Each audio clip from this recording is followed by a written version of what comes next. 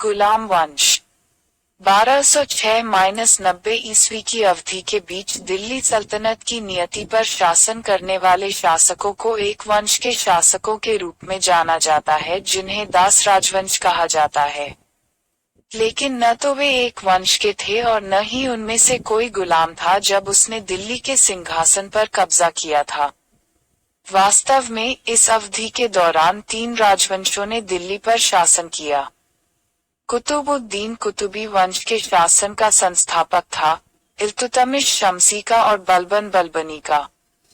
उनमें से प्रत्येक ने सुल्तान बनने से पहले ही गुलाम बनना बंद कर दिया था और कुतुबुद्दीन को छोड़कर अन्य सभी ने अपने प्रवेश से बहुत पहले अपनी औपचारिक मुक्ति, गुलामी से मुक्ति प्राप्त कर ली थी। इसलिए उन्हें प्रारंभिक तुर्क सुल्तान या दिल्ली के ममेलुक सुल्तान कहना ज्यादा सही है।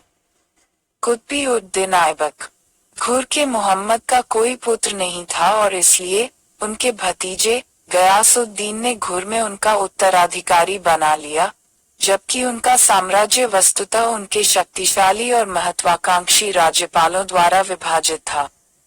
ताजुद्दीन यिल्दिज, जिन्होंने अफगानिस्तान से ऊपरी सिंध तक का क्षेत्र धारण किया, नसीरुद्दीन कबाचा, जिन्होंने उच्च और मुल्तान और कुतुबुद्दीन ऐबक को अपने भारतीय प्रांतों के गवर्नर के रूप में रखा, अपने अपने क्षेत्रों में लगभग स्वतंत्र हो गए। प्रारंभिक करियर कुतुबुद्दीन को भारत में तुर्की शासन का वास्तविक संस्थापक माना जाता है। बेशक घुर के मोहम्मद साहब साम्राज्य में भारत के क्षेत्रों को शामिल किया, लेकिन उसकी सत्ता की सीट भारत नहीं थी। मुख्य रूप से वह घुर के सुल्तान बने रहे, लेकिन कुतुबुद्दीन ने गजनी और घुर से अपने संबंध तोड़ लिए, इसलिए उन्हें दिल्ली का पहला तुर्की सुल्तान माना जाता है। कुतुबुद्दीन को बचपन में एक गुलाम के रूप में बेच दिया गया था और कुछ हाथों से गुजरने के बाद सुल्तान मोहम्मद द्वारा खरीदा गया था। बहुत जल्द उन्होंने अपने गुरु का ध्यान आकर्षित किया और उन्हें धीरे धीरे कई जिम्मेदार पद दिए गए। उन्होंने अपने भारतीय अभियान के दौरान अपने गुरु की अच्छी तरह से सेवा की और इसलिए उन्हें 1192 ईस्वी में तराइन की दूसरी लड़ाई के बाद उनकी भारतीय विजय का प्रभार सौंपा गया। कुतुबुद्दीन ने न केवल मोहम्मद को अपने सभी भारतीय अभियानों में मदद की बल्कि समेकित और विस्तारित भी किया। विजय जब भी मोहम्मद भारत से दूर हुआ, 1206 ईस्वी में कुतुबुद्दीन को औपचारिक रूप से वायसराय शक्तियों के साथ निवेश किया गया था और सुल्तान मोहम्मद द्वारा मलिक के पद पर पदोन्नत किया गया था। जब मोहम्मद की मृत्यु का पता चला तो लाहौर के नागरिकों ने कुतुबुद्दीन को संप्रभु शक्तियों को संभालने के लिए आमंत्रित किया। कुतुबुद्दीन लाहौर पहुंचा, संप्रभु शक्तियां ग्रहण की। हालांकि मोहम्मद की मृत्यु के 3 महीने बाद औपचारिक रूप से सिंहासन पर चढ़ा। गयासुद्दीन, जो घुर में सुल्तान मोहम्मद के उत्तराधिकारी थे, ने उन्हें शाही प्रतीक चिन्ह और मानक भेजा और उन्हें सुल्तान की उपाधि भी प्रदान की। हालांकि उनकी औपचारिक मनुस्मृति 1208 ईस्वी तक नहीं दी गई थी। कुतुबुद्दीन मलिक की उपाधियों से संतुष्ट रहे और सिपहसालार और सिखों को नहीं मारा या उसके नाम पर खुतबा नहीं पढ़ा, लेकिन वह अपनी मृत्यु के तुरंत बाद सुल्तान मोहम्मद के भारतीय क्षेत्रों के बड़े हिस्से का वास्तविक सुल्तान बन गया और अपनी शक्ति किसी और के साथ साझा नहीं की। उसकी कठिनाइयां कुतुबुद्दीन को अपनी स्थिति बरकरार रखने के लिए कई चुनौतियों का सामना करना पड़ा। वह अपने सभी तुर्की अधिकारियों की वफादारी पर निर्भर नहीं रह सकता था, जिनमें से कई उसकी शक्तियों और स्थिति से ईर्ष्या कर सकते थे। बेशक राजपूत हार गए थे और उत्तर भारत की संप्रभुता तुर्कों द्वारा उनके हाथों से छीन ली गई थी, फिर भी वे अलग अलग जगहों पर तुर्कों के खिलाफ लड़ रहे थे और तुर्कों की किसी भी और हर उपलब्ध कमजोरी का फायदा उठाने के लिए निश्चित थे। दूर के प्रांत जिन पर तुर्कों ने कब्जा कर लिया था, वे कुतुबुद्दीन के पूर्ण नियंत्रण में नहीं थे, जैसा कि बंगाल के मामले में था। इससे भी अधिक ताजुद्दीन यिल्दिज और नसीरुद्दीन कबाचा दिल्ली के सिंहासन के प्रबल दावेदार थे। कुतुबुद्दीन के ससुर यिल्दिज ने गजनी पर कब्जा कर लिया था और अपनी भारतीय विजय सहित सुल्तान मोहम्मद के सभी साम्राज्य का शासक होने का दावा कर रहा था। नसीरुद्दीन कबाचा उच के गवर्नर थे। उनकी एक पत्नी यिल्दिज की बेटी थी जबकि दूसरी कुतुबुद्दीन की बहन थी और वह भी दिल्ली के सिंहासन के लिए कुतुबुद्दीन के खिलाफ लड़ने के लिए पर्याप्त महत्वाकांक्षी थी। प्रोफेसर ABM हबीबुल्लाह और डॉक्टर AL श्रीवास्तव का मत है कि सुल्तान मोहम्मद ने कुतुबुद्दीन को मलिक की उपाधि दी थी और चाहते थे कि जहां तक भारतीय विजयों का संबंध है वह उनका उत्तराधिकारी बने। लेकिन प्रोफेसर KA निजामी उनसे सहमत नहीं है। उनका कहना है कि सुल्तान मोहम्मद अपनी मृत्यु से पहले अपने उत्तराधिकार के बारे में कुछ भी तय नहीं कर सके और इसलिए उनके प्रत्येक गवर्नर को अपनी कार्रवाई का फैसला करने के लिए स्वतंत्र छोड़ दिया गया। इसलिए कुतुबुद्दीन का दिल्ली के सिंहासन पर यिल्दिज और कबाचा की तुलना में कोई बेहतर दावा नहीं था।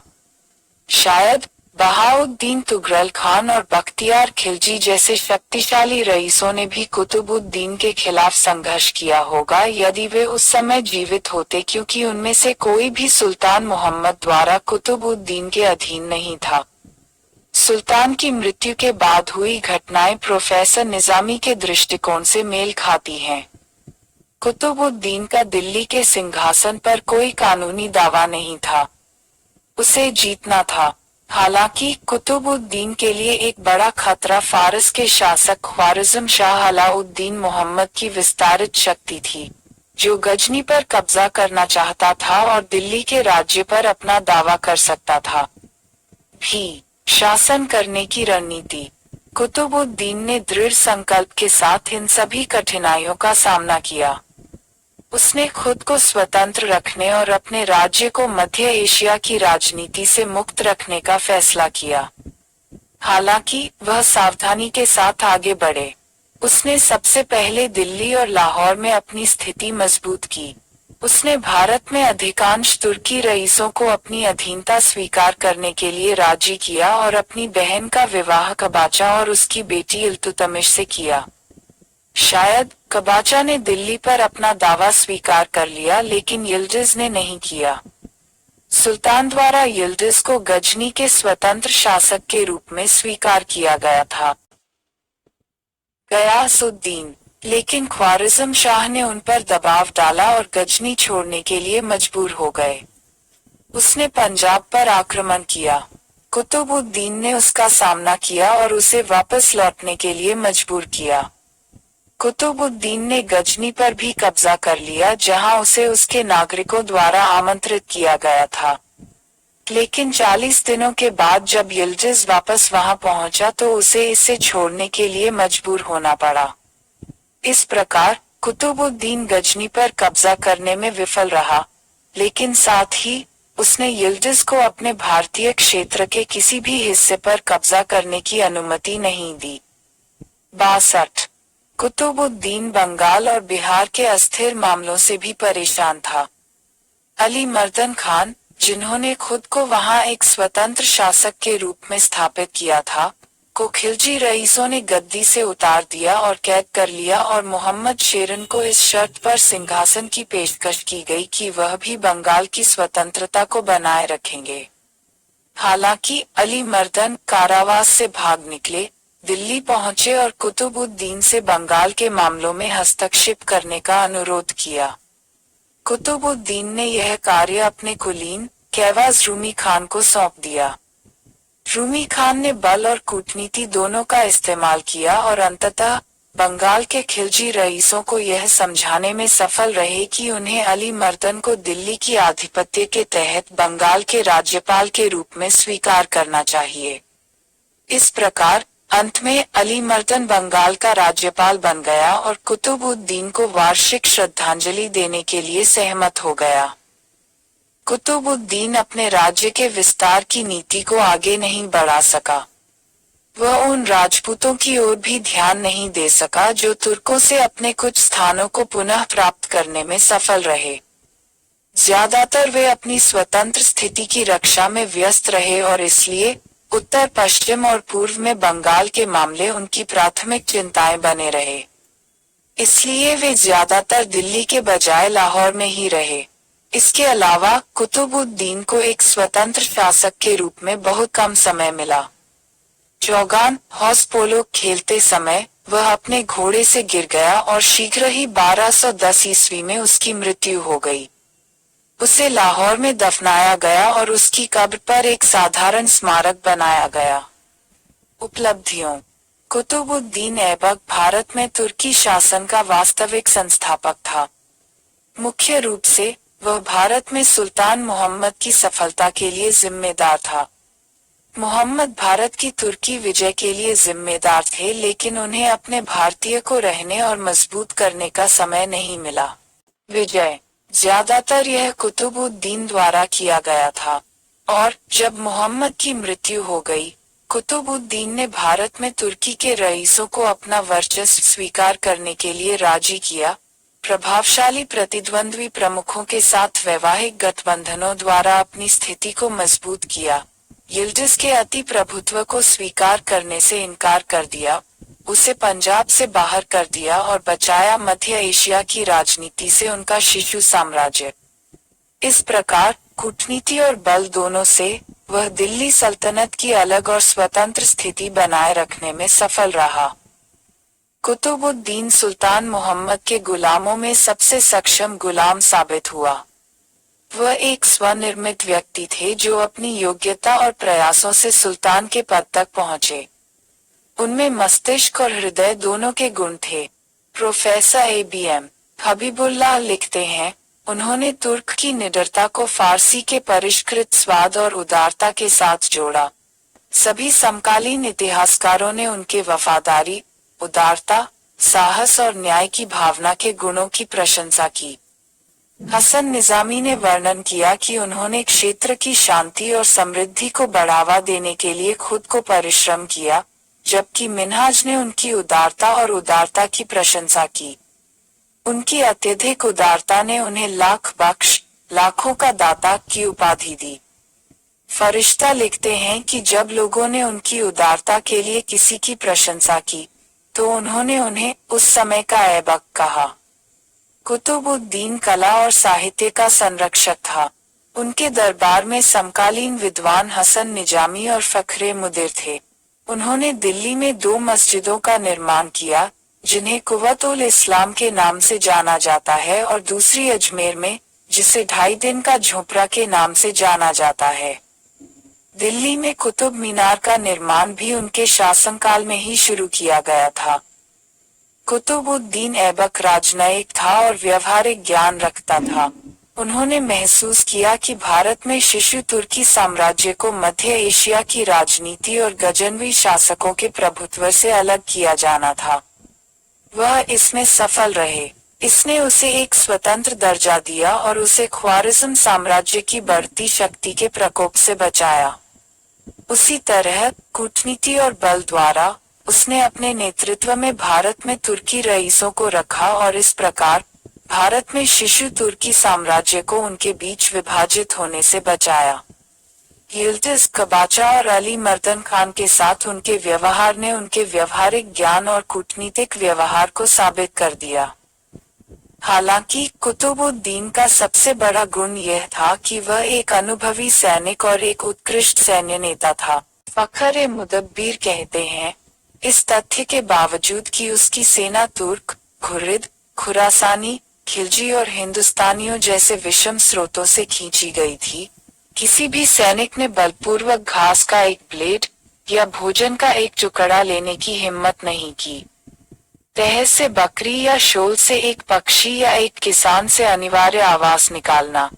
सभी आधुनिक इतिहासकार इस बात से भी सहमत हैं कि कुतुबुद्दीन मुख्य रूप से सैन्य अभियानों की सफलता और भारत में सुल्तान मोहम्मद के क्षेत्रों को मजबूत करने के लिए जिम्मेदार था। इस प्रकार कुतुबुद्दीन एक सक्षम सेनापति, एक व्यवहारिक शासक और एक न्यायपूर्ण और उदार व्यक्ति था, लेकिन उसे कुछ कमजोरियों का भी सामना करना पड़ा। उसे लाख बख्श कहा जाता था, लेकिन उसकी हत्या भी लाखों की बताई जाती है।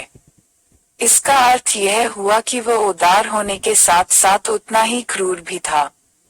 कुतुबुद्दीन एक अच्छा प्रशासक भी नहीं था।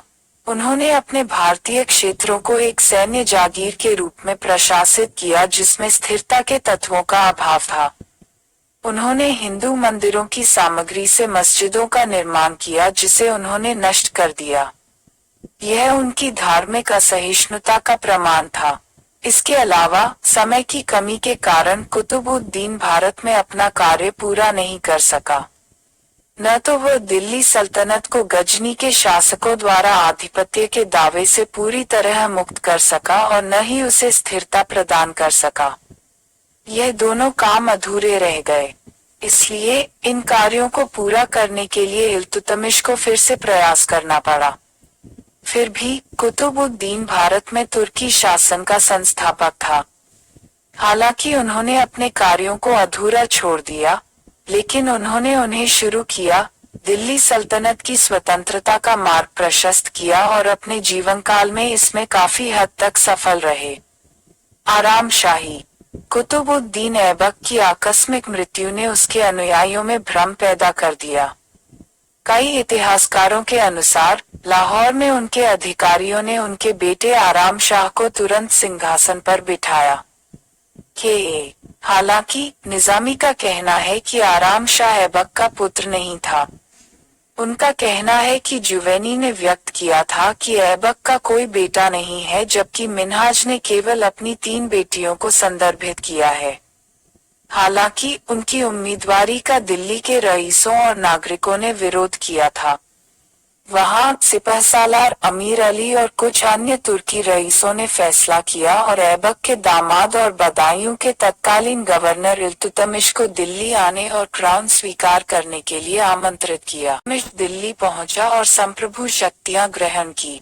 आराम शाह दिल्ली की ओर बढ़ा, लेकिन इल्तुतमिश ने उसे हराकर मार डाला। इस प्रकार आराम शाह ने केवल 8 महीने के लिए शासन किया, यदि उन्होंने एक संप्रभु राजा के रूप में शासन किया, क्योंकि कुछ इतिहासकारों ने इसके बारे में संदेह व्यक्त किया है। सुल्तान इल्तुतमिश ऐबक का उत्तराधिकारी। इल्तुतमिश दिल्ली का पहला वास्तविक तुर्की सुल्तान था। उन्हें घुर के किसी सुल्तान ने नहीं, बल्कि खलीफा ने इस रूप में मान्यता दी थी। इसके अलावा वह यिल्डिज और कबाचा दोनों को मारने में सफल रहा। दिल्ली की सुजरेन सत्ता के दावेदारों ने उत्तर भारत में तुर्की शक्ति को मजबूत किया, दिल्ली सल्तनत को मंगोलों के आक्रमण से बचाया, राजपूत प्रमुखों की शक्ति को तोड़ने की कोशिश की, अपना बनाया पारिवारिक शासन वंशानुगत उनके नाम पर सिक्के जारी किए और भारत में तुर्की प्रभुत्व की एक उपयुक्त राजधानी के रूप में दिल्ली को सुंदर और सम्मानजनक बनाया। प्रारंभिक करियर। शम्सुद्दीन इल्तुतमिश का जन्म मध्य एशिया के इल्बारी जनजाति के तुर्की माता पिता से हुआ था। वह सुंदर और बुद्धिमान था और उसके पिता उसे बहुत प्यार करते थे। उसके ईर्ष्यालु भाइयों ने उसे एक दास के रूप में बेच दिया, जबकि वह अभी एक बच्चा था। उसका मालिक जमाल उद्दीन उसे गजनी ले गया, जहां सुल्तान मोहम्मद उसे खरीदना चाहता था, लेकिन जमाल उद्दीन ने सुल्तान से जितना भुगतान करना चाहता था उससे अधिक मांगा। इसलिए सुल्तान ने गजनी में इल्तुतमिश को बेचने से मना किया। फिर इल्तुतमिश को दिल्ली ले जाया गया, जहां कुतुबुद्दीन ऐबक ने उसे खरीद लिया। इल्तुतमिश ने अपनी योग्यता साबित की और अपनी योग्यता से उच्च पदों पर पहुंचा। जब तक वह शिकार अमीर शिकार में महारत हासिल नहीं कर लेता, तब तक उसे एक के बाद एक पदोन्नति मिली। फिर उन्हें ग्वालियर के किले का प्रभारी बनाकर भेजा गया। उसके बाद उन्हें बारान बुलंदशहर की गवर्नरशिप मिली। उनका विवाह कुतुबुद्दीन की बेटी से हुआ और अंत में बदायूं के इक्ता प्रांत के गवर्नर के रूप में नियुक्त किया गया। 1205-6 ईस्वी में खोखरों के खिलाफ लड़ते हुए सुल्तान मोहम्मद उनकी वीरता से इतने प्रभावित हुए कि उन्होंने ऐबक को उन्हें गुलामी से मुक्त करने की सलाह दी, जो बाद में की गई थी। ऐबक की मृत्यु के बाद दिल्ली के नागरिकों ने महसूस किया कि भारत में शिशु तुर्की साम्राज्य को आलसी आराम शाह की तुलना में एक सक्षम शासक की सेवाओं की आवश्यकता थी। इसलिए सिपहसालार अमीर अली ने दिल्ली आने के लिए नागरिकों और तुर्की की सहमति ली। इल्तुतमिश ने दिल्ली के रईसों को ग्रहण किया और सरकार के इल्तुतमिश शासन को आमंत्रित किया, आराम शाह को हराया और इस प्रकार 1211 ईस्वी में दिल्ली का शासक बन गया। उसकी कठिनाइयां, इल्तुतमिश कुतुबुद्दीन का बेटा नहीं बल्कि दामाद था। उनका परिवार शमसी था और इसलिए उन्होंने दिल्ली में एक नए तुर्की राजवंश का शासन स्थापित किया। इसलिए कुछ विद्वानों ने यह विचार व्यक्त किया है कि इस प्रकार इल्तुतमिश का दिल्ली के सिंहासन पर कोई कानूनी दावा नहीं था और इसलिए वह एक सूदखोर था। लेकिन इस राय का कोई वैध औचित्य नहीं है। उस समय तक तुर्कों ने उत्तराधिकार के वंशानुगत सिद्धांत को स्वीकार नहीं किया था और इसलिए प्रत्येक शक्तिशाली कुलीन या राज्यपाल सिंहासन के लिए संघर्ष कर सकते थे। इल्तुतमिश ने ऐसा ही किया। जहां आराम शाह को लाहौर के रईसों का समर्थन प्राप्त था, वहीं इल्तुतमिश को दिल्ली के रईसों का समर्थन प्राप्त था और वह प्रतियोगिता में जीत गया। इसके अलावा दिल्ली के शिशु तुर्की राज्य को एक सक्षम शासक की सेवाओं की आवश्यकता थी, जो इल्तुतमिश निश्चित रूप से साबित हुआ। इसलिए इल्तुतमिश के पास दिल्ली के सिंहासन पर हर वैध कारण और दावा था और उसे एक सूदखोर के रूप में स्वीकार नहीं किया जा सकता था। इल्तुतमिश एक असुरक्षित सिंहासन पर चढ़ा। जब वह सिंहासन पर चढ़ा तो वह केवल दिल्ली, बदायूं और पूर्व में बनारस से लेकर पश्चिम में शिवालिक पहाड़ियों तक फैले बाहरी जिलों का स्वामी था। उसने निश्चय ही आराम शाह को पराजित किया, लेकिन जब तुर्की के अमीर दिल्ली में इकट्ठे हुए तो उनमें से कुछ ने सिंहासन पर उसके दावे का विरोध किया और विद्रोह करने का फैसला किया। इल्तुतमिश ने उनमें से अधिकांश को हराया और मार डाला और इस प्रकार अपनी प्रारंभिक कठिनाइयों पर काबू पाने में सफल रहा। फिर भी उनके सामने विदेशी और घरेलू दोनों तरह की चुनौतियां थीं। गजनी के शासक ताजुद्दीन यिल्दिज ने अभी भी सुल्तान मोहम्मद के भारतीय क्षेत्रों पर आधिपत्य का दावा किया। उच के शासक नासिरुद्दीन कबाचा ने मुल्तान पर कब्जा कर लिया और इल्तुतमिश की कठिनाइयों का फायदा उठाकर लाहौर, भटिंडा और यहाँ तक सुरसुती पर भी अपनी पकड़ बढ़ा ली। अली मर्दन खान ने लखनौती में खुद को स्वतंत्र घोषित कर दिया और इस प्रकार बंगाल और बिहार को दिल्ली सल्तनत से अलग कर दिया। राजपूत शासकों ने भी अपनी स्वतंत्रता की पुष्टि की। जालोर, रणथंभौर, ग्वालियर और अजमेर स्वतंत्र हो गए और तुर्की सत्ता को दोआब से भी बाहर कर दिया गया। उसी समय दिल्ली सल्तनत को उसकी उत्तर पश्चिम सीमाओं पर मंगोलों से खतरा था। इसके अलावा की विरासत एक एकीकृत राज्य नहीं था बल्कि एक सैन्य जागीर, रियासत था जिसे केवल बल द्वारा ही नियंत्रण में रखा जा सकता था। इस प्रकार इल्तुतमिश को दिल्ली के सिंहासन पर बैठने के बाद कई कठिनाइयों का सामना करना पड़ा। उन्होंने उन सभी का सफलतापूर्वक सामना किया। 40 दासों के समूह का संगठन अर्थात तुर्कोन-ए-चेलगनी। जब इल्तुतमिश सिंहासन पर चढ़ा तो उसका कुछ कुतुबी कुतुबुद्दीन ऐबक के रईसों और मुइज़ी घुर के मोहम्मद के रईसों ने विरोध किया। उसने उनके विद्रोह को दबा दिया, लेकिन उन्हें उनकी वफादारी पर हमेशा शक रहता था। इसलिए उसने अपने वफादार और सक्षम दासों में से रईसों का अपना समूह बनाया, जिसे तुर्कोन-ए-चेलगनी कहा जाता था। उन सभी रईसों को उसके द्वारा दास के रूप में खरीदा गया था। उन्हें सम्मानजनक कार्य दिए गए और इस प्रकार प्रशासन में उनका सहयोग मांगा गया।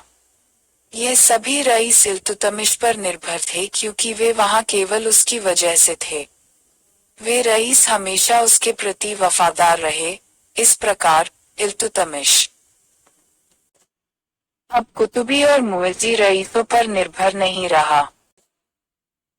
यिल्दिज की हार, इल्तुतमिश ने यिल्दिज के साथ सबसे अधिक कूटनीतिक व्यवहार किया। जब वह सिंहासन पर चढ़ा तो यिल्दिज ने उसे एक छत्र, चंदवा और एक दरबाश, बैटन भेजा। इल्तुतमिश ने उन्हें स्वीकार कर लिया और इस प्रकार अपनी आधिपत्य को पहचानने का नाटक किया। वास्तव में उन्होंने अपना समय बिताया, उनके साथ संघर्ष से परहेज किया और बनारस तक अपनी स्थिति मजबूत की। इसके अलावा उसने पश्चिम में सुरसुती, कोहराम और भटिंडा पर कब्जा कर लिया। 1215 ई में ख्वारिज़म शाह द्वारा यिल्दिज को गजनी से बाहर कर दिया गया था। वह लाहौर आया और थानेश्वर तक पंजाब के क्षेत्रों पर कब्जा कर लिया। जबकि यिल्दिज ने अभी भी इल्तुतमिश पर अति आधिपत्य का दावा किया और उसे सैन्य सहायता भेजने के लिए कहा, इल्तुतमिश ने अंततः उसके साथ अपना स्कोर तय करने के लिए उसके खिलाफ चढ़ाई की। 1215-16 ई के बीच इल्तुतमिश ने तराइन में एक खुली लड़ाई में यिल्दिज को हराया और उसे कैद कर लिया। उसे पहले बदायूं भेजा गया और बाद में मार दिया गया। इल्तुतमिश का लाभ दुगना था। एक यह था कि उसने अपनी शक्ति के सबसे खतरनाक प्रतिद्वंद्वी को मार डाला था और दूसरा, यह गजनी के साथ अंतिम विराम का कारण बना।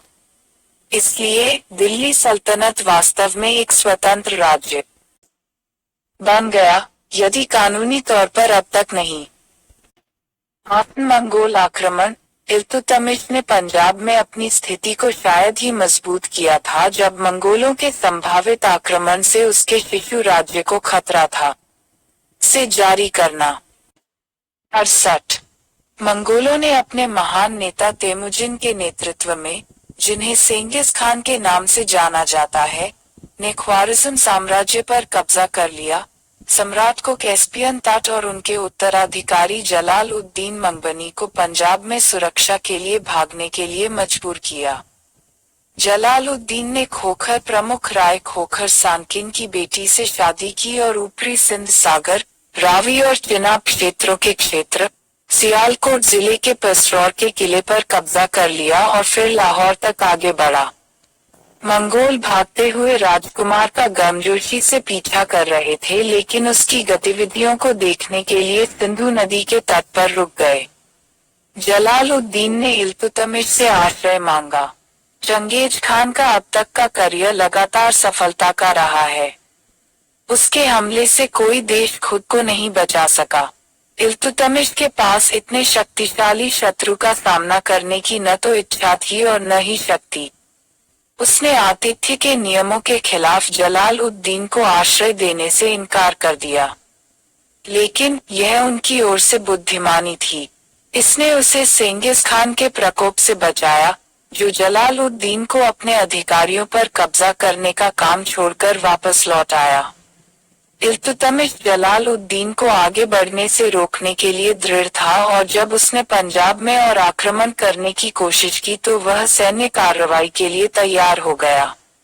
जलाल उद्दीन को भी इल्तुतमिश के खिलाफ लड़ने की निरर्थकता का एहसास हुआ और इसलिए वह निचली सिंध की ओर वापस चला गया। इसके बाद उसने कबाचा और मंगोलों के खिलाफ अपनी शक्ति केंद्रित की। उसने उच के निकट कबाचा को पराजित किया और उसकी शक्ति को कमजोर कर दिया, लेकिन अंततः वह 1224 ई में फारस लौट आया। इल्तुतमिश ने संतोष के साथ जलाल उद्दीन के प्रस्थान को देखा। उसने अपने राज्य को मंगोल आक्रमण से और मध्य एशिया की राजनीति के दुष्परिणामों से भी बचाया था। कबाचा की हार। जलाल उद्दीन की गतिविधियों ने कबाचा की शक्ति को कमजोर कर दिया था, जो अब केवल मुल्तान और सिंध के पास रह गया था। इल्तुतमिश ने इसका फायदा उठाया और आसानी से भटिंडा, कोहराम, सरस्वती और फिर लाहौर पर कब्जा कर लिया। उसने अब कबाचा की शक्ति को एक बार और सभी के लिए समाप्त करने का फैसला किया और साथ ही साथ मुल्तान और सिंध पर हमलों की योजना बनाई। कबाचा निचली सिंधु पर भाकर के किले में भाग गया और बातचीत करने की पेशकश की। इल्तुतमिश ने बिना शर्त आत्मसमर्पण के लिए कहा और मना करने पर किले पर हमला कर दिया। कबाचा ने हताश महसूस किया, खुद को सिंधु नदी में फेंक दिया और डूब गया। मुल्तान और उच दोनों पर इल्तुतमिश का कब्जा था। इस प्रकार इल्तुतमिश द्वारा दिल्ली सल्तनत के एक और प्रबल शत्रु को समाप्त कर दिया गया। बंगाल की विजय कुतुबुद्दीन ऐबक की मृत्यु के बाद अली मर्दन ने खुद को स्वतंत्र घोषित कर दिया था और इसलिए बंगाल प्रांत दिल्ली सल्तनत से हार गया था। यहाँ तक जब खिलजी रईसों द्वारा उसकी हत्या कर दी गई और हुसामुद्दीन निवाज शासक बन गया तो इल्तुतमिश को कोई फायदा नहीं हुआ। हुसामुद्दीन ने बंगाल को स्वतंत्र रखा, सुल्तान गयासुद्दीन की उपाधि धारण की, बिहार पर कब्जा कर लिया और सटीक श्रद्धांजलि दी जाजनगर, तिरहुत और कामरूप के पड़ोसी राज्यों से। इल्तुतमिश उत्तर पश्चिम में व्यस्त होने के कारण बंगाल के मामलों की ओर ध्यान नहीं दे सका। लेकिन जैसे ही उसने उत्तर पश्चिम में अपने आप को सुरक्षित महसूस किया, वह बंगाल की ओर चल पड़ा। गयासुद्दीन ने बिना लड़े ही उसका आधिपत्य स्वीकार कर लिया और उसे उपहार दिए। मलिक जानी को बिहार का राज्यपाल नियुक्त करने के बाद इल्तुतमिश वापस आया।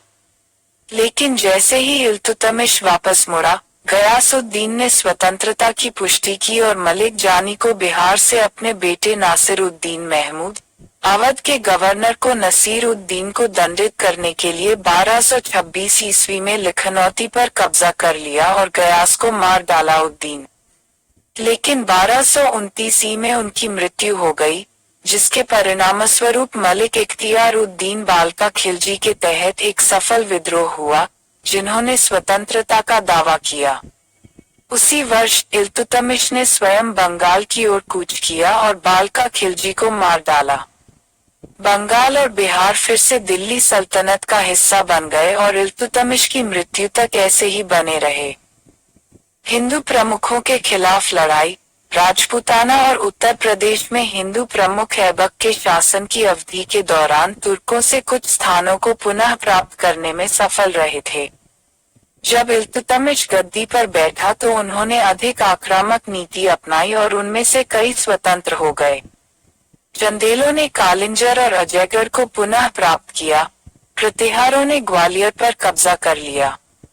नरवर और झांसी, गोविंद राजा के अधीन चौहानों ने रणथंभौर से तुर्कों को निकाल दिया और जोधपुर और उसके आसपास के स्थानों पर कब्जा कर लिया।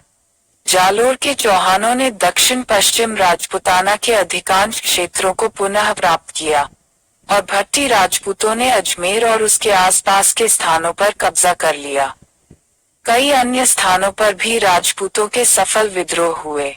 उत्तर प्रदेश में बदायूं, कन्नौज, बनारस, कचहर्शी और फर्रुखाबाद में हिंदुओं ने विद्रोह किया और स्वतंत्रता का दावा किया। इल्तुतमिश इन नुकसानों को नजरअंदाज नहीं कर सका। वह कम से कम उन स्थानों को पुनः प्राप्त करने के लिए दृढ़ था, जिन पर कभी तुर्कों ने विजय प्राप्त की थी। इसलिए उन्होंने हिंदुओं के खिलाफ आक्रामक नीति अपनाई।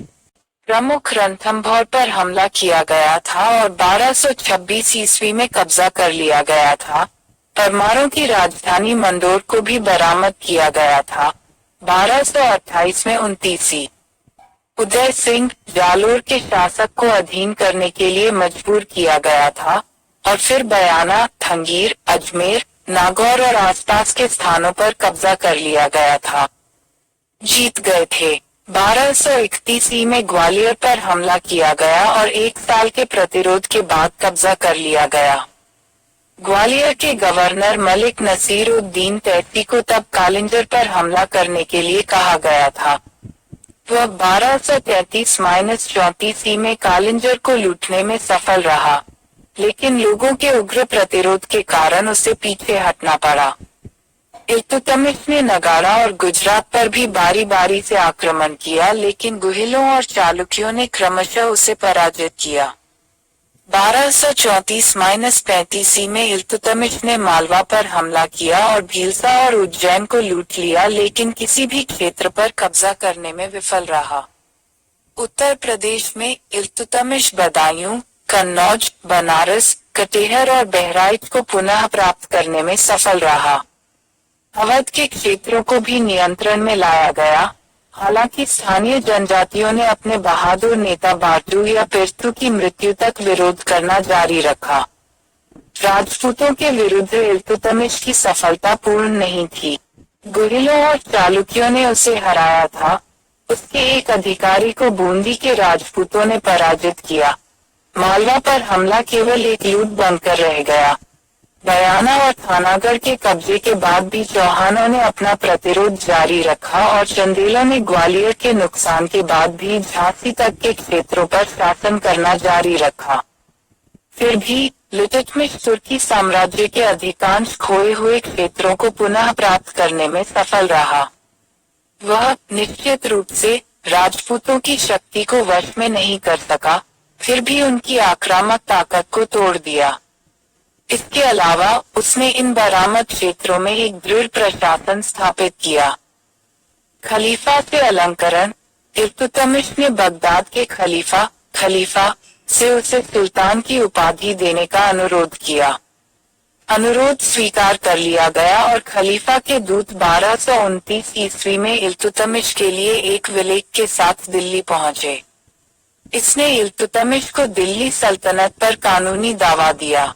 इसने उन्हें अपने शासन को वंशानुगत बनाने में भी मदद की, जिससे उनके बच्चों के उत्तराधिकार को सिंहासन पर बैठाया गया। इल्तुतमिश की मृत्यु। 1236 में इल्तुतमिश ने बनियन की ओर कूच किया, जिस पर जलालुद्दीन मंगबनी के एक अधिकारी सैफुद्दीन हसन कलीग का शासन था।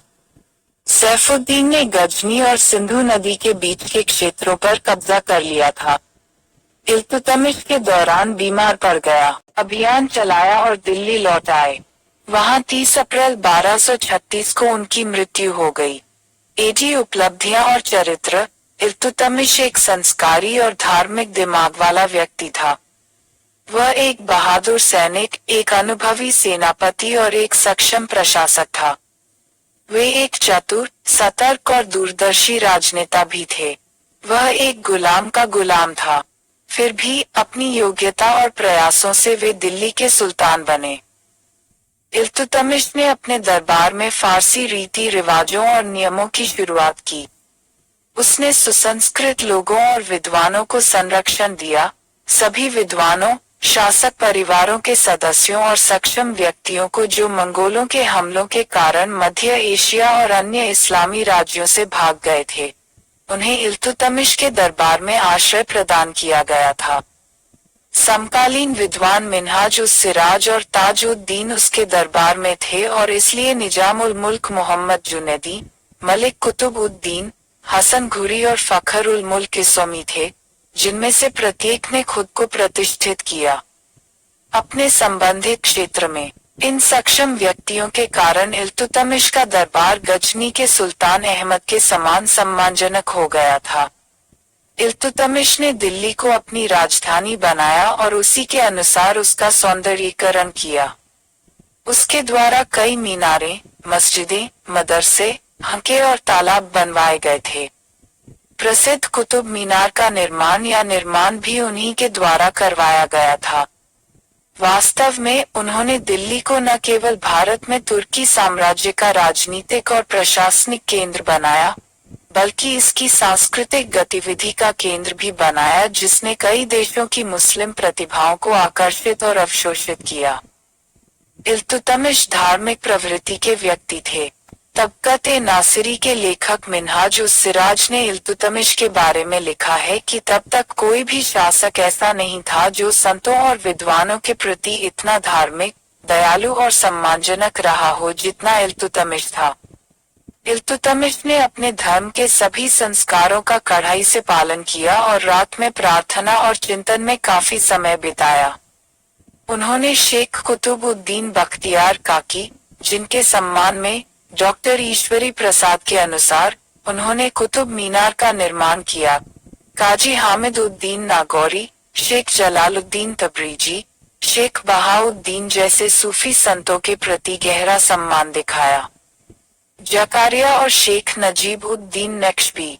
लेकिन इल्तुतमिश फिरम जैसे हिंदुओं और मुस्लिम विधर्मियों के प्रति असहिष्णु था। उसने भीलसा और उज्जैन में हिंदू मंदिरों को नष्ट कर दिया और प्रयास किया। इस्माइली फिरम द्वारा दिल्ली की एक मस्जिद में उसकी हत्या करना निश्चित रूप से उनके प्रति उसकी असहिष्णु नीति के कारण था।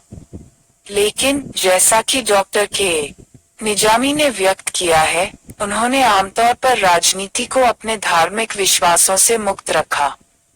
वह अपने युग के धर्मगुरुओं की सद्भावना प्राप्त करने में सफल रहा और इस प्रकार अपने राज्य और वंश के लिए नैतिक समर्थन प्राप्त किया, लेकिन उसने राज्य नीति के मामलों पर हर बार उलेमा से परामर्श करने की जहमत नहीं उठाई। इल्तुतमिश एक न्यायप्रिय राजा था। इब्न बतूता ने लिखा है कि इल्तुतमिश ने शेरों की 2 संगमरमर की मूर्तियां बनवाई और उनके गले में घंटियां टांगी। कोई भी उन घंटियों को बजा सकता था और सुल्तान से न्याय मांग सकता था।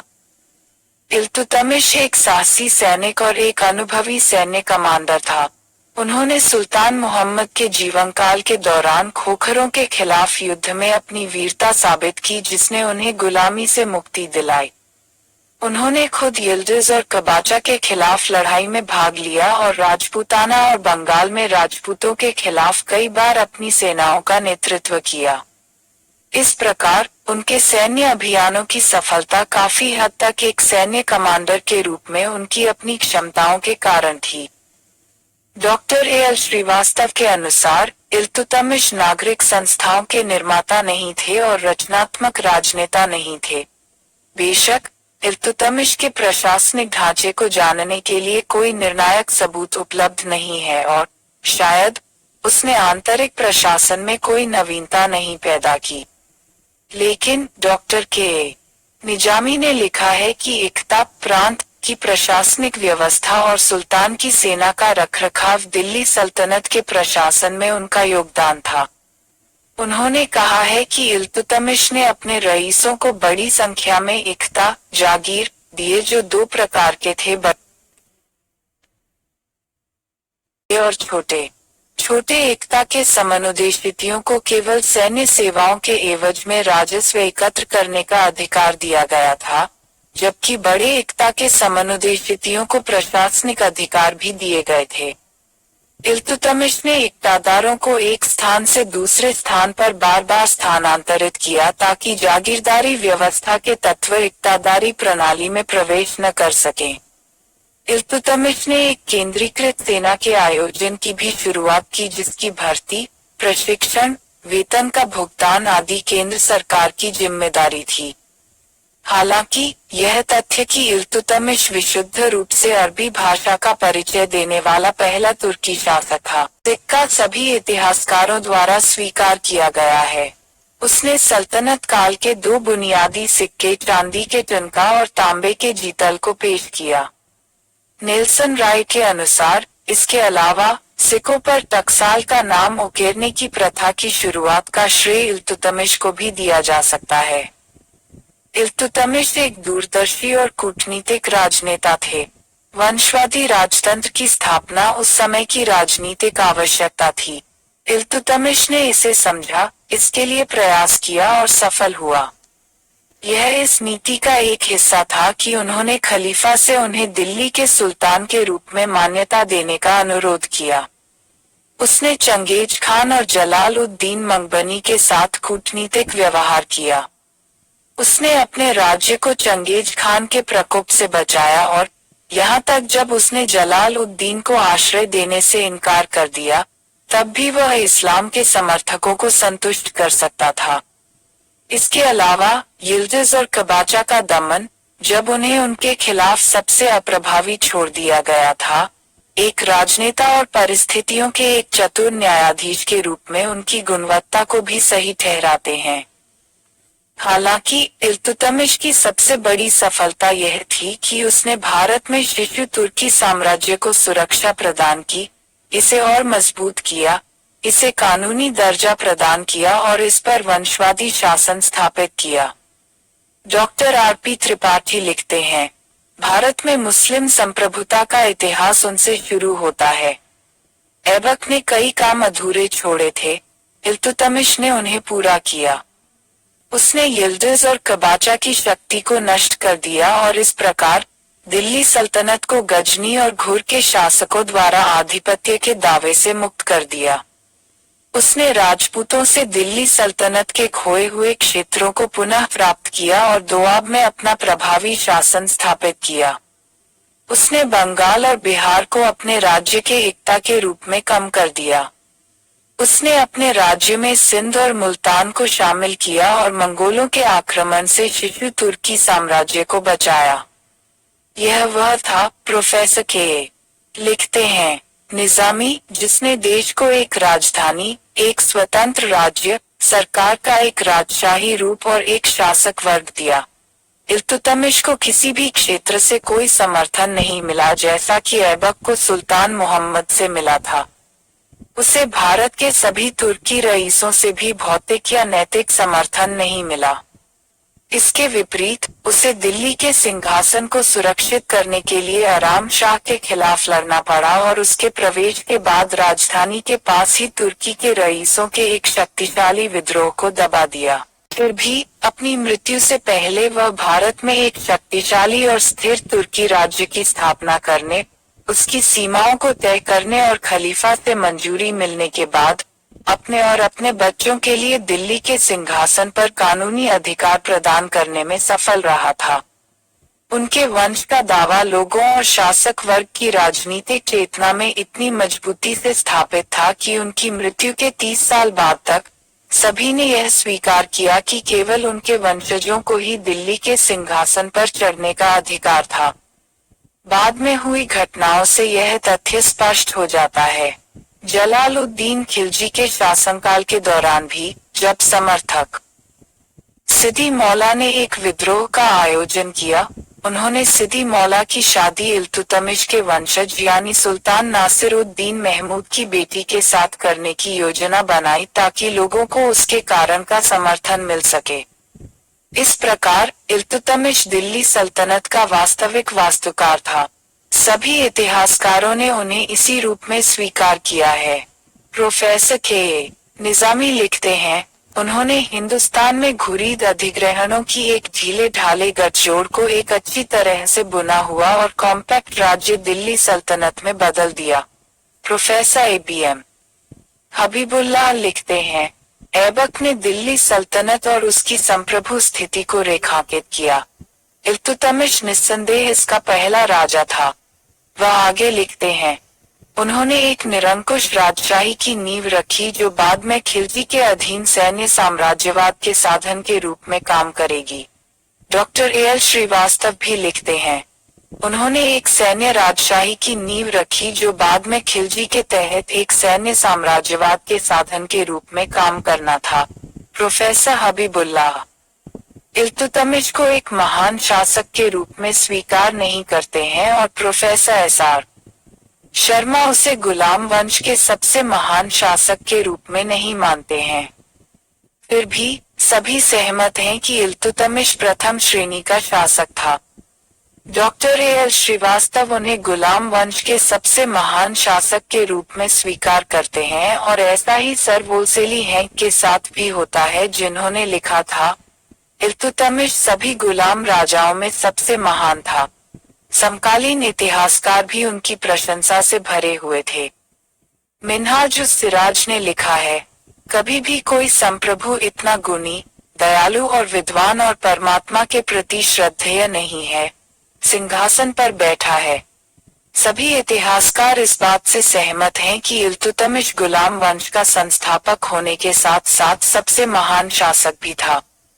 डॉक्टर ईश्वरी प्रसाद ने व्यक्त किया है, इल्तुतमिश निस्संदेह गुलाम वंश का वास्तविक संस्थापक है। अधिकारी सुल्तान इल्तुतमिश की मृत्यु के 10 वर्षों के भीतर उसके वंश के 4 सुल्तानों की बलि की बकरियों के रूप में हत्या कर दी गई और 5वें ने अपने एक दास बलबन के हाथों कठपुतली के रूप में शासन किया, जिसने अंततः इल्तुतमिश के वंश का शासन समाप्त कर दिया और खुद सिंहासन पर कब्जा कर लिया। बेशक इस वंशवादी परिवर्तन का एक कारण निश्चित रूप से इल्तुतमिश के उत्तराधिकारियों की अक्षमता थी, जिनमें से रजिया को छोड़कर कोई भी दिल्ली का सुल्तान बनने के योग्य नहीं था। लेकिन इस परिवर्तन का एक अन्य प्राथमिक कारण और इल्तुतमिश की मृत्यु के बाद की घटनाएं इल्तुतमिश के तुर्की दासों की बढ़ती महत्वाकांक्षा थी, जिन्होंने सुल्तानों की कमजोरी का फायदा उठाने और अपने लिए संप्रभु शक्ति पर कब्जा करने की कोशिश की। रईसों का विभाजन। इल्तुतमिश की शक्ति मुख्य रूप से विदेशी मुस्लिम रईसों के समर्थन पर निर्भर करती थी, जो दो समूहों में विभाजित थे, अर्थात तुर्की दास तुर्कन ए पाक एशिया और ताजिक तजिकान ए गुजिदा वासल। पहले वाले तुर्क थे जबकि दूसरे तुर्क नहीं थे, लेकिन सम्मानजनक मुस्लिम परिवारों से थे, जो अपनी योग्यता के आधार पर पदों पर पहुंचे थे। तुर्की के गुलाम रईस खुद को ख्वाजा ताश मानते थे, यानी एक मालिक का गुलाम। उन्होंने आपस में एक भाईचारा बनाया और एक दूसरे के साथ समानता का दावा किया। उन्होंने प्रशासन में अच्छा प्रभाव डाला और राज्य की शक्ति को आपस में साझा किया। उन्होंने इल्तुतमिश की अच्छी तरह से सेवा की, लेकिन उसके कमजोर उत्तराधिकारियों के तहत उनकी महत्वाकांक्षा अनुपात से बाहर हो गई। वे सुल्तान के निर्माता और निर्माता बन गए और इस तरह खुद को सुल्तानी कहा, उस सुल्तान के रईस जिसे उन्होंने खुद सिंहासन पर बिठाया था। इल्तुतमिश की मृत्यु के बाद उन्होंने सबसे पहले ताजिकों का सफाया किया, जिन्होंने सत्ता के उनके दावेदार हो सकते हैं, और फिर कब्जा करने की कोशिश की। सुल्तान की शक्ति भी, जैसा कि उनमें से प्रत्येक ने समानता का दावा किया था।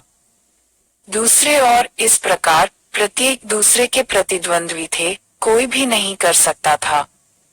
जब तक सभी को प्रतियोगिता से बाहर नहीं कर दिया जाता तब तक सिंहासन पर विजय प्राप्त करें। 1. But by then they as a group tried to capture the power of सिंहासन। इसके परिणामस्वरूप के बीच संप्रभुता की प्रतियोगिता हुई। सुल्तान और उसके तुर्की गुलाम रईस। उन रईसों की संख्या स्थिर नहीं थी, यह बार बार बदलता था, लेकिन कमोबेश यह लगभग 40 रह गया। इसलिए उनके समूह को तुर्कों चेलगनी कहा जाता था।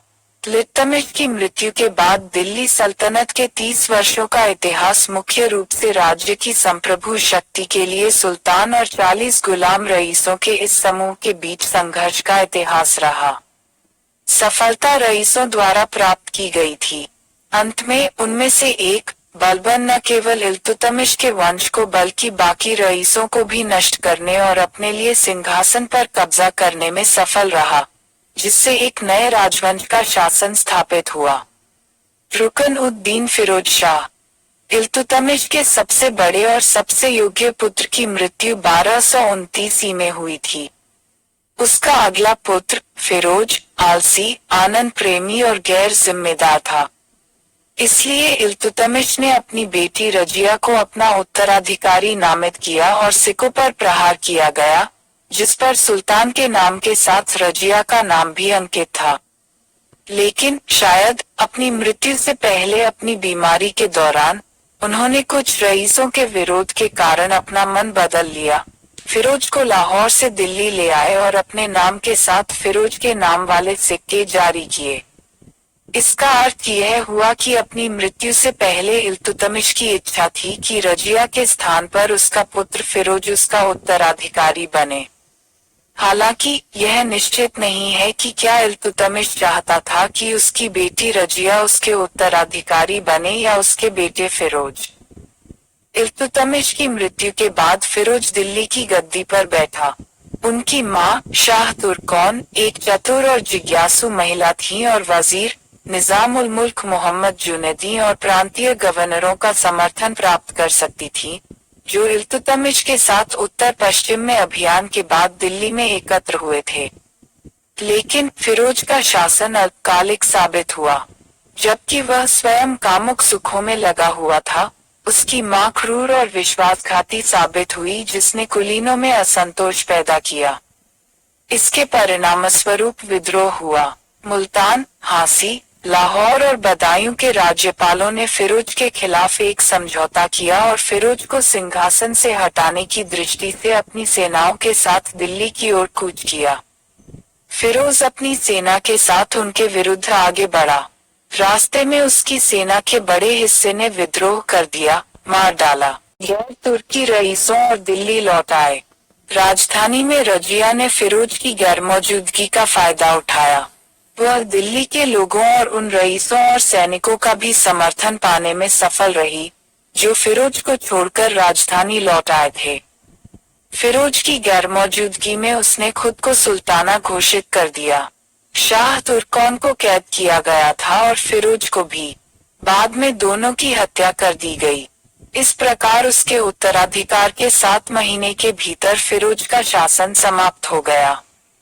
प्रथम महिला शासक। फिरोज के प्रवेश और बयान से एक बात सामने आई। उन्हें प्रांतीय गवर्नरों के सक्रिय समर्थन के साथ सिंहासन पर बिठाया गया था और उनके खिलाफ राज्यपालों के विद्रोह और दिल्ली में रजिया को लोगों और रईसों के सक्रिय समर्थन के कारण उन्हें सिंहासन से हटा दिया गया था। इसका मतलब था कि फिरोज और रजिया दोनों ही रईसों के समर्थन से सिंहासन पर चढ़े, एक प्रांतीय गवर्नरों के समर्थन से और दूसरा दिल्ली में रईसों के समर्थन से। इसका आगे यह अर्थ था कि दरबार में रईस और प्रांतीय गवर्नर दोनों हस्तक्षेप करना चाहते थे और बदले में अपने अपने उम्मीदवारों को सिंहासन पर बिठाने में सफल रहे। हालांकि प्रांतीय गवर्नरों ने रजिया को उस सिंहासन पर बैठाने में सीधे भाग नहीं लिया था जो वे चाहते थे। वास्तविक समस्या यह थी कि इल्तुतमिश के तुर्की दासों ने अपने उत्तराधिकारियों के दिल्ली के सुल्तान होने के अधिकार को स्वीकार किया, फिर भी उन्होंने स्वयं शासक चुनने के अधिकार पर जोर दिया। रजिया ने इसे स्वीकार करने से इनकार कर दिया और इसलिए उसके शासन की अवधि सुल्ताना और प्रांतीय गवर्नरों सहित उसके रईसों के बीच निरंतर संघर्ष की अवधि थी। रजिया सुल्ताना एक अर्थ में फिरोज के शासन को इल्तुतमिश के पुत्र और पुत्री के बीच सत्ता के लिए संघर्ष के रूप में स्वीकार किया जा सकता है। फिरोज सुल्तान बनने में सफल हो गया था क्योंकि वह अपने पक्ष में प्रांतीय राज्यपालों का समर्थन जुटा सकता था और बदले में रजिया उसे अपदस्थ करने में सफल रही क्योंकि उसे दरबार में रईसों का समर्थन अपने पक्ष में मिल सकता था। लेकिन रजिया के सिंहासन पर बैठने के साथ सुल्ताना और उसके तुर्की गुलाम रईसों के बीच सत्ता के लिए संघर्ष काफी खुला हो गया। जबकि रजिया ने सुल्ताना के रूप में अपने अधिकारों का दावा किया और अपने राज्य, रईसों और प्रांतीय के वास्तविक शासक होने का फैसला किया।